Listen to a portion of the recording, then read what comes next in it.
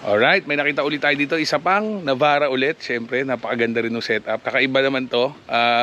Yung tulugan niya, folding bed. Pero tent niya yun. Napakaganda. Boss Piccolo, good morning. Yes, good morning, Sir Jet. Yun o.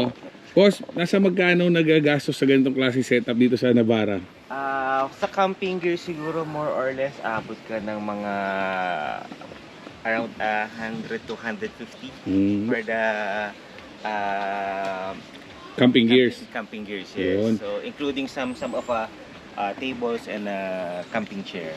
Boss, nakita ko ang ganda ng tent mo, kakaiba. Kasi ako ayoko rin nung nasa lupa, natatakot ako sa mga insekto. Tapos, tsaka kung maputik, umulan, hindi ka mapuputikan. Yes, actually technically this is a Darshe Dirty D. Under TJM din siya in Australia. Oh. Actually, not technically under, I think sa collaboration between TJM and Darshe. Isang good dito kasi PVC yung ilalim niya. So, pagka nagtubig yung ilalim, hindi agad-agad papasok. Okay, Yes. lalo pag nasa floor. Pero ito, boss, partner talaga yan? Partner siya, pero it is sold separately talaga siya. Okay, pero Darshe rin tong ano? Darshe rin, yes. Oh. Yung kanyang... Ay, nice. Talagang para sa kanya. Nasakto. So ito, hindi ka...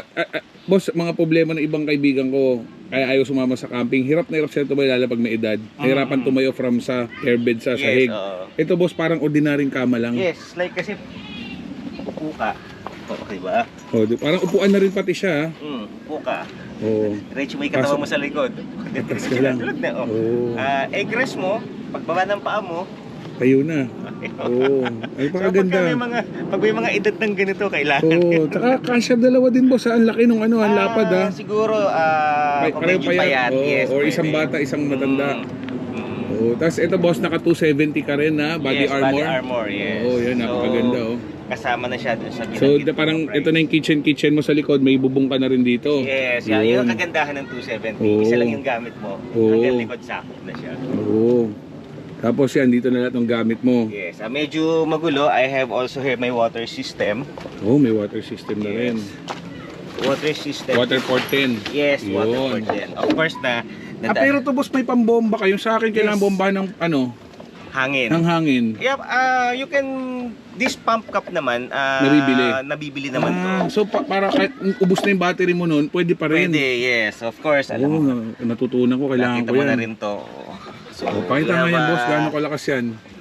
Oh, pwede talagang pang shower ha. Actually, kagabi dito na ako naligo. Oo, pwede. Ayos, naligo ko na siya din. Yun. Kasi ito, drawer system ba yan, boss? O yes, drawer system may drawer siya. System ka. Para...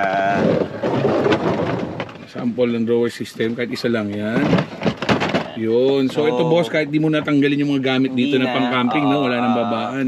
So nandito na yung mga ilaw, table, chair. Minsan may chair na maliit lang, table na maliit. Yun. Tapos that one, kasya naman dito. Yun. Of course, there is some recovery which is important pagka... Ayun, ito. Ito, boss, inumin mo tong isa. Baka may madamay kayo na, edit mo na lang. wala, hindi kita. Malayo. Yun, nakakapaglaba pa si sir, may water system. Yun, oh. So ito, boss, 4x4 na, anong year model to na Navara? This is 2019 Navara. 4x4 na rin siya, automatic transmission. Yun, laban na sa lahat, boss. No? Laban na, syempre. Of course, suspension system is TJM din. Yun. Minimalist, boss, pero natuwa ako. Tingnan kita kahapon pa, miss ko tinuturo. Tingnan mo yun, no? May bubong pa rin. Tapos, may tent siya, pero naka-folding bed, elevated. Sabi niya, nice. Kung ayaw mo ng floor, ayaw mo rin ng stairs na aakyat, ito ang sagot mo, sir. Yes. Yun. Thank you, boss. Boss, nasa magkano ulit itong ganitong ano? I think this one is around 25. Tapos yung folding bed? The folding bed is around 15. Yun. So 35, may sarili ka ng kama na elevate. Ayaw mo na sobrang taas, hirap umakyat. Ayaw mo sa floor, hirap tumayo. Etong para sa'yo. Boss, thank you. Thank you, Boss Piccolo. Thank you.